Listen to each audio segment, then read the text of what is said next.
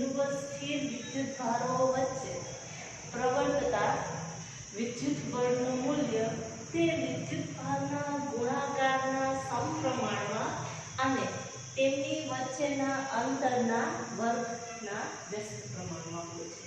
એટલે અહીંયા છે આપણે એક્ઝામ્પલ તરીકે બે પોઈન્ટેડ ચાર્જ લઈ લઈએ.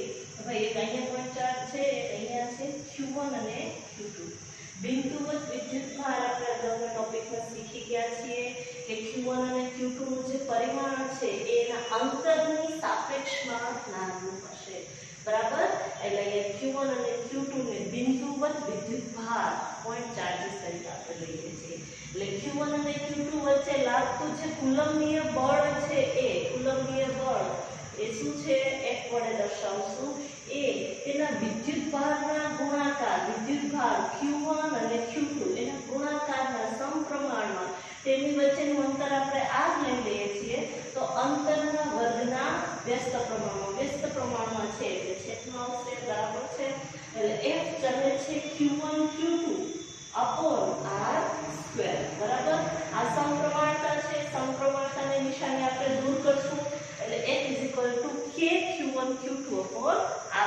કે જ્યાં k છે એને સમપ્રમાણતા અચળાંક કહેશું કાં તો કુલંબ અચળાંક કેવો હોય તો પણ ચાલે. એની વેલ્યુ છે એ આપણે અહીંયા લખેલી છે પ્રાયોગિક વેલ્યુ ને વ્યવહારમાં 9 × 10⁹ ન્યૂટન મીટર સ્ક્વેર પર કુલંબ સ્ક્વેરનો યુઝ કરીએ છીએ અને પ્રાયોગિક જે વેલ્યુ છે એ 4.9875 × 10⁹ ન્યૂટન મીટર સ્ક્વેર પર coulomb square.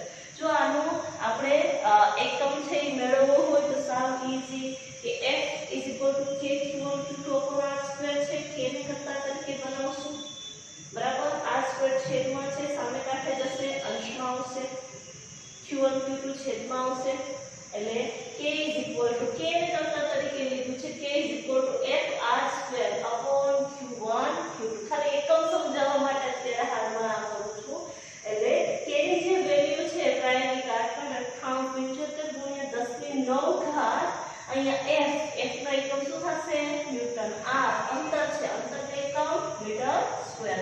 Q1 coulomb, Q2 coulomb, coulomb * coulomb means કુલંબનો સ્ક્વેર થશે.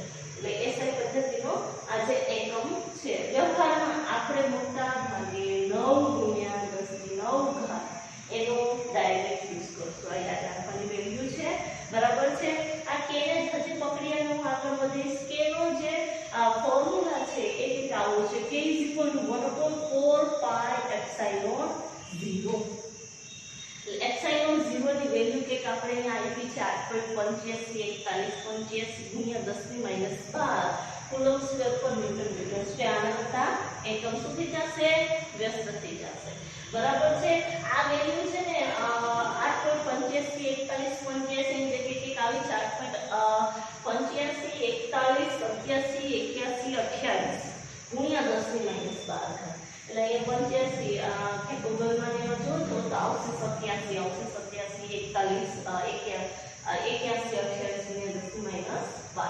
જ્યાં એપ્સિલોન 0 છે એ શૂન્ય અવકાશની પરમિટિવિટી. શૂન્ય અવકાશની શું કામ? અત્યારે જે વિદ્યુત ભાર લીધા છે એ શૂન્ય અવકાશમાં લીધેલા છે એટલે શૂન્ય અવકાશની પરમિટિવિટી. જો આ ક્યાંક માધ્યમમાં હશે તો માધ્યમની પરમિટિવિટી આવશે.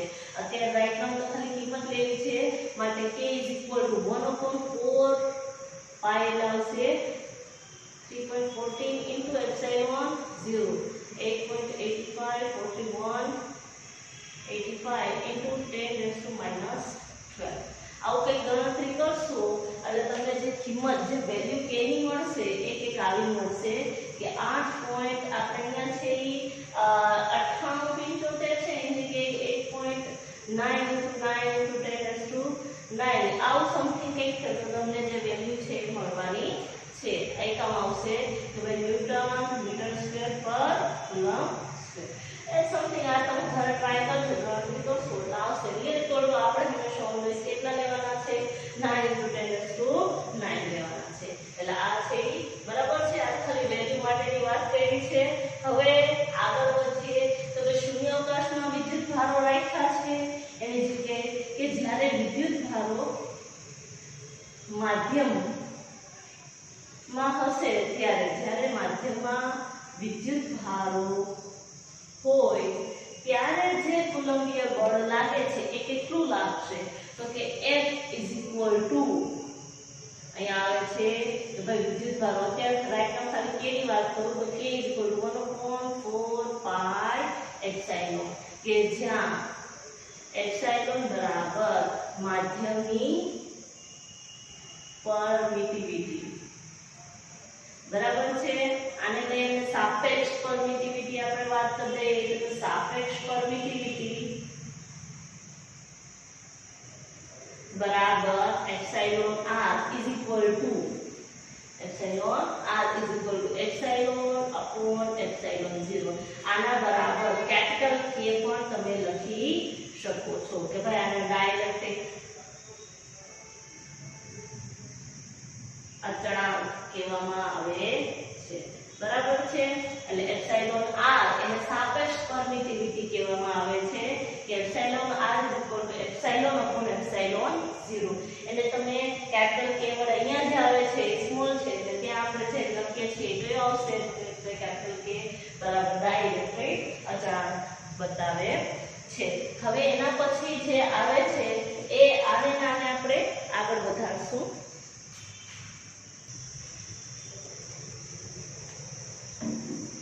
હવે આપણે અહીંયા સુધી શીખ્યા છીએ કે ભાઈ K આ જે કેપિટલ K છે એ શું છે તો કે K બરાબર epsilon upon epsilon 0 is equal to K બરાબર ડાઇલેક્ટ્રિક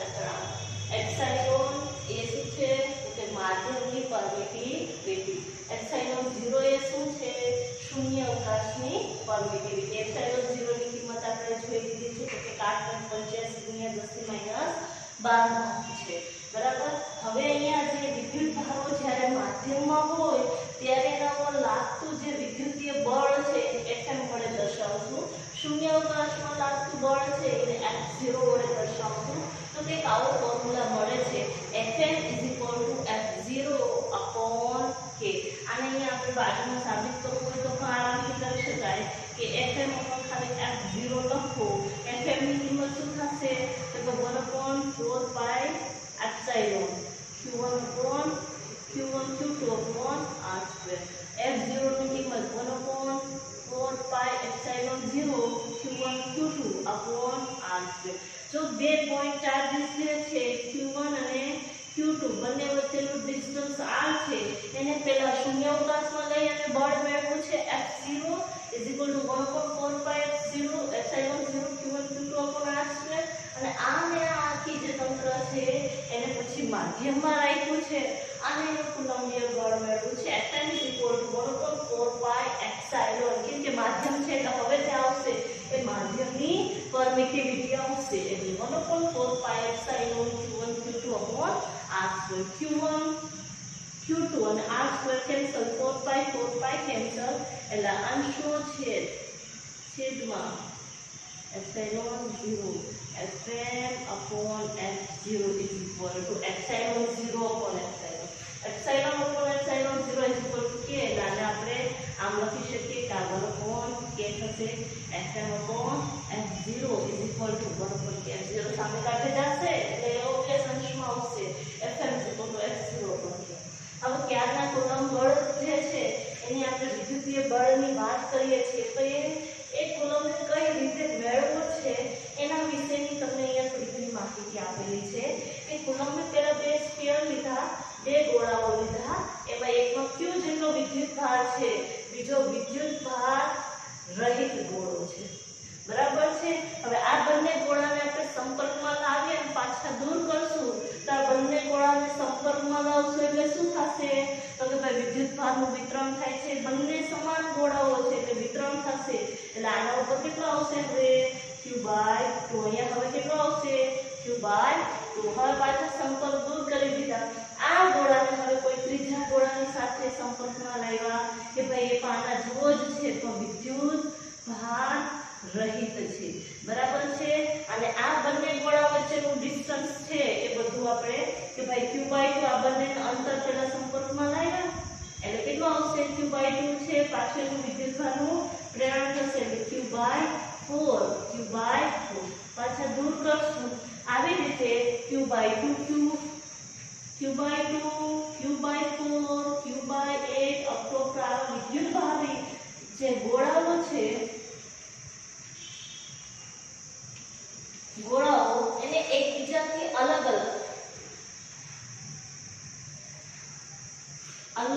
અંતરે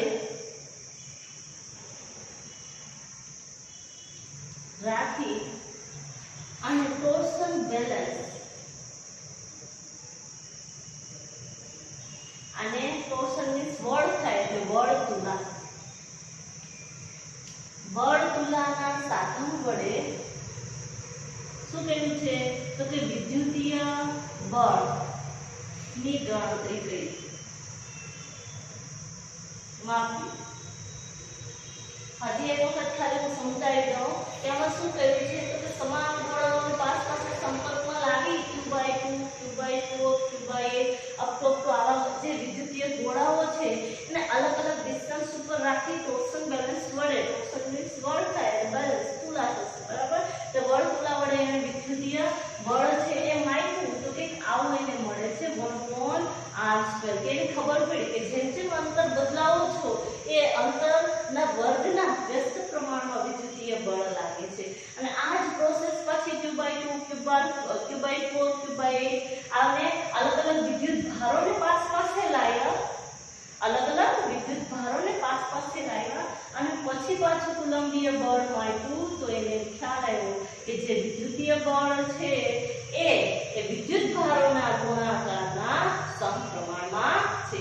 તો પહેલા શું હતું તો ભાઈ પહેલા બે વિદ્યુત ગોળાઓ q/2 q/2 ને બાજુમાં રાખ્યા એનું અંતર બદલાયું પછી q/4 નું અલગ અંતરે વિદ્યુતીય બળ માપ્યું બરાબર તો એને ટોર્શન બેલેન્સ પરથી ખ્યાલ પડ્યો કે અંતરના વર્ગના વ્યસ્ત પ્રમાણમાં કુલંબીય બળ લાગે છે.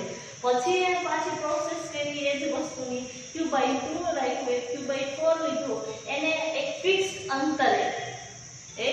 અંતરે કે ભાઈ કુલંબીય બળ કેટલું લાગે છે એ માહિતી તો ખ્યાલ પડ્યો કે ચલે છે q1 q2 વિદ્યુત ભારો છે એના ગુણાકારના સમપ્રમાણમાં લાગે છે. આ બંનેને ભેગા કરાય અને સંપૂર્ણ આપણો જે ફોર્મ્યુલા છે મળે છે કે q1 q2 r².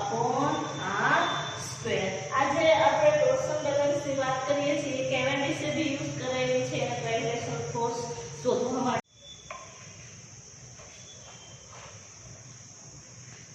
હવે પછીનો જે ટોપિક છે કુલમ્બના નિયમનું સદિશ સ્વરૂપ બરાબર છે. તો અહીંયા છે q1 વિદ્યુતભાર q2 વિદ્યુતભાર સંદર્ભ બિંદુ O એનો સ્થાન સદિશ આપણે લેશું r1 vector r2 vector. q1 અને q2 ના સ્થાન સદિશો સંદર્ભ બિંદુની સાપેક્ષે અનુક્રમે r1 અને r2 વેક્ટર છે. હવે અહીંયા q1 થી q2 વેક્ટર આપણે q1 થી q2 સુધી સ્થાન સદિશ બનાવશું એટલે આપણે શું નામ આપ્યું છે r21 વેક્ટર. r21 vector. હવે 11th ની અંદર આપણે ત્રિકોણની રીત અને સમાંતર બાજુ ચતુષ્કોણની રીત શીખી ગયા છે બરાબર છે. ત્રિકોણની રીતમાં શું આવતું તો કે ભાઈ ત્રિકોણ બને સદિશોનો ત્યારે ટેલ ટુ હેડ ને અટેચ કરતો સદિશ એ પરિણામી સદિશ આપે છે. એટલે ટેલ ટુ હેડ ને અટેચ કરતો સદિશ r2 વેક્ટર પરિણામી બંનેના બેઝિક સરવાળા જેટલું હશે r1 vector plus r21 vector બરાબર છે. અહીંયા r1 વેક્ટર પ્લસ છે સામે કાંઠે જશે એટલે માઈનસ આવશે r2 vector minus r1 vector. r21 vector r2 vector minus r1 vector. આની વેલ્યુ આપણે લઈ લેશું એટલે માનાંકમાં મૂકશું r2 vector minus r1 vector માનાંકમાં r21. તેના ખાલી આપણે r21 ની જ વાત કરશું બરાબર છે. એટલે q2 પર q1 દ્વારા લાગતું કુલંબીય બળ કાં તો વિદ્યુતીય બળ F21 q1 દ્વારા q2 પર લાગતું બળ F21 vector kq1 q2 upon r². r છે એ અંતર આપણે લેશું તો કે 2 થી 1 તરફ કયું અંતર છે ઇન્ટુ હવે છે આપણે દિશા બતાવીએ છીએ સદિશ સ્વરૂપમાં કઈ દિશામાં હશે તો કે જે દિશામાં r21 વેક્ટર હશે એ દિશામાં એટલે કે r21 હેટ બરાબર r21 જે હેટ છે એ એકમ સદિશ બરાબર સદિશ છેદમાં સદિશનું મૂલ્ય એટલે r21 વેક્ટર અપોન r21 એ અહીંયા મૂકી દેશો એટલે તમારે પાછું એક સ્પેસિફિક સદિશના સ્વરૂપમાં સમીકરણ મળશે બરાબર છે તો q2 પર q1 દ્વારા લાગતું કુલંબીય બળ F21 2 પર 1 bar એવી રીતે હવે આપણે જે F21 મેળવવા છે F12 મેળવશું તો F21 માટે સ્થાન સદિશ આપણે બદલવો પડશે બરાબર છે જેમ R21 મેળવવા એમ હવે શું મેળવશું R12 એટલે આવશે R12 વેક્ટર બરાબર R1 vector minus R2 vector એનું મૂલ્ય આપણે મેળવશું R12 માનાંકમાં વેક્ટરને મૂકી દેશું બરાબર છે એટલે R21 વેક્ટર માનાંકમાં R1 vector minus R2 vector simple લખી નાખો R12 બરાબર એટલે આનો આપણે આગળ ક્યાં ઉપયોગમાં લેશું q1 પર 2 દ્વારા 1 પર લાગતું બળ કુલંબીય બળ એટલે કે q1 q2 upon r12 નો સ્ક્વેર into r12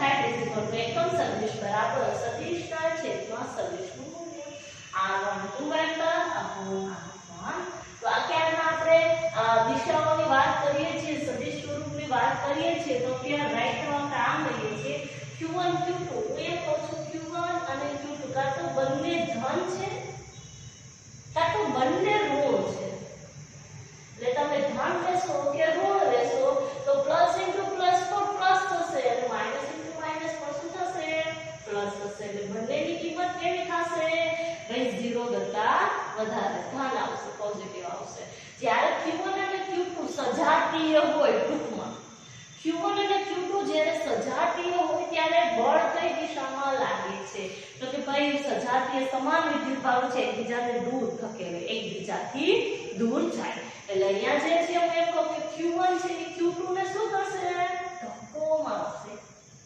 બરાબર છે q1 ધક્કો મારે છે કોને મારે છે બરાબર એટલે 2 પર લાગતું બળ F21 બરાબર છે એવી રીતે હવે હું એમ કહું કે q1 પર કોણ બળ લગાડે છે q2 પર એને દૂર ખસેડે છે માટે આવશે આવી રીતે F12 વેક્ટર કે બંને જ્યારે સજાતીય હશે ત્યારે આ ટાઈપનું ફોર્મ્યુલા અને એની જગ્યાએ આપણે એમ કહીએ કે ભાઈ બંને છે એ એક પોઝિટિવ છે એક નેગેટિવ છે તો એક પોઝિટિવ અને એક નેગેટિવ હોય તો કુલંબીય બળ કઈ દિશામાં લાગશે તો હવે એ કેવું થઈ જશે આના કરતા ઉલટું કેમ કે બંને એકબીજાને અટ્રેક્ટ કરે છે બરાબર એકબીજાને આકર્ષે છે એટલે q1 છે એ q2 ને પોતાની તરફ આકર્ષે છે કોઈ પોતાની તરફ બળ લાગે છે એટલે F2 છે આ દિશામાં ખેંચાય છે બરાબર q1 એને પોતાની તરફ આકર્ષે છે તો એવી જ રીતે q1 ઉપર શું થશે q2 આકર્ષી બળ લગાડશે q2 એ પોતાની તરફ ખેંચે છે એટલે q1 ખેંચાય છે એટલે F12 વેક્ટર આકર્ષી અને અપાકર્ષી બળની વાત કરી દીધી છે બરાબર હવે આગળ બંને બળની મૂલ્યની વાત કરીએ તો મૂલ્યમાં તો એકમ સદિશ આવશે નહીં ખાલી મૂલ્ય F કે q1 q2 upon r square આપણું બેઝિક ફોર્મ્યુલા છે q1 ને કે q2 ને આપણે બદલીએ છીએ નહીં એટલે સ્થાન તો એનું એ જ છે અંતર બદલાશે નહીં q1 અને q2 ના વિદ્યુત ભારો q1 અને q2 તો મૂલ્ય તો આવું જ આવશે સાચું F k q1 q2 upon r square બરાબર છે દિશા ઉલટી છે માટે F21 વેક્ટર F12 વેક્ટર એ આના ઉપરથી તમે કહી શકો આના ઉપરથી કહી શકો બરાબર છે કે ભાઈ R21 વેક્ટર અને R12 વેક્ટર એ બંને એકબીજાની વિરુદ્ધ દિશામાં હશે માટે F21 વેક્ટર